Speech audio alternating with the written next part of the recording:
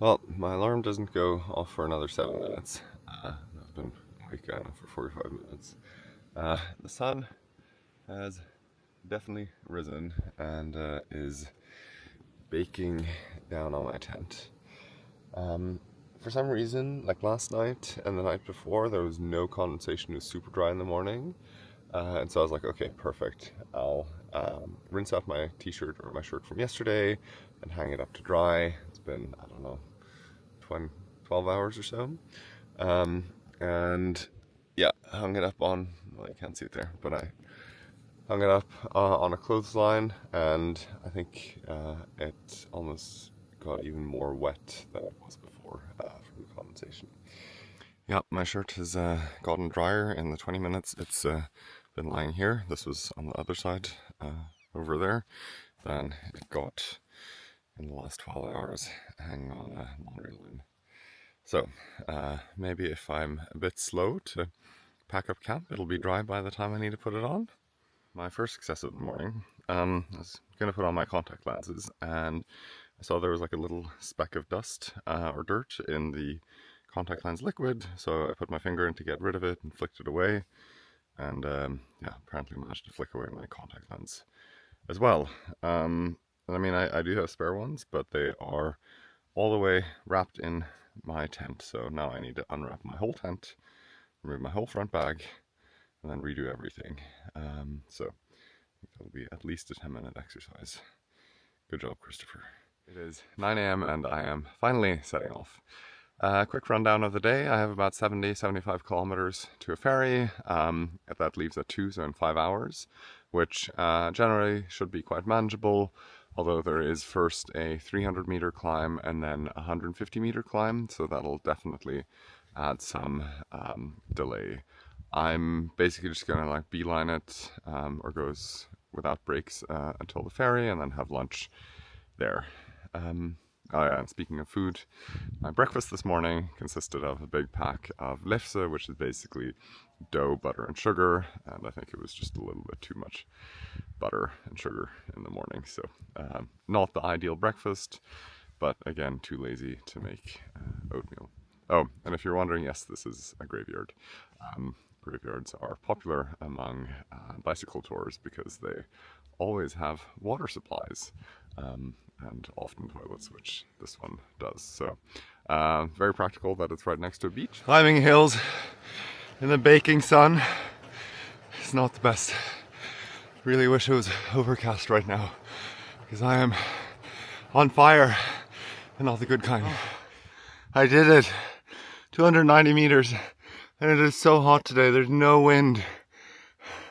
I don't know how these Tour de France cyclists do it. Like, you know, it's surely warmer down in France than it is up here in the north of Norway. And like, that was just like a puny climb for them. And I don't know. I feel like I might as well just have been under the shower. I bought this sweatband and I've yet to use it, but I think today is the day. More buttons to press, and this one also has a bunch of like cycling stickers on it. I suppose vandalism, but maybe not the worst kind of vandalism. At least the nice thing about climbs is that you get to go down the other side and rest for a little bit. Anyway, I figured I'd show you a little bit of Senja. So this is, I don't know, I suppose a fjord in Senja. It's it feels very untouched. Look at those jaggedy rocks up there. Pretty cool. Got some more fancy public restrooms over here. You're really in a basin here. It's like not really a good way to get out of here without going through the water or drilling a big hole in the mountain, which is what they've chosen to do here. 2.2 kilometers of tunnel. Oh, somebody pressed the cyclist in tunnel button before me. Oh, another impressive view. Guess who I met up with, that cyclist over there? It's Leopold, the French guy. I am so ready to be at the ferry terminal. It's been like 70-ish kilometers. my body is just telling me no more. But I'll be there about half an hour early, so I can take a bit of a break and then take a break on the ferry, so I think that'll be okay. What I find interesting is, so today has been a struggle, and there were 2 climbs, one of them 300 meters. My average speed today has been 20 kilometers an hour. Yesterday, where it was like pretty flat, good roads, no big climbs, like the biggest climbs were the bridges, average speed 22 kilometers. So it's like a 10% difference. Like, and I felt so different, so I don't know why the bigger difference isn't bigger, but I found it surprising. It's yucca time. Let's see what they have for us today. So this yucca even has a cafe with yucca coffee, although it does not look very good. And the waffles, you pay by 2 like hearts of waffle rather than getting a whole. So not my favorite yucca. And the waffles were very dry. So it is absolutely boiling outside. It is so hot. Thermometer claims it's 25 degrees, but the sun is also baking down and there's no wind. So I decided to get myself a Sulu. Sulu is basically Fanta, except it tastes more like summer. Possibly because I always had it in Norway in summer, but I figured this was justified. Bye bye, Senja. It was nice visiting. You are very pretty. I shall gladly come again. So Sulu actually contains 8% orange juice. That's not so bad compared to Fanta. It may also contain fish gelatin. So I'm not sure what's up with that. Not that I'm vegetarian or vegan.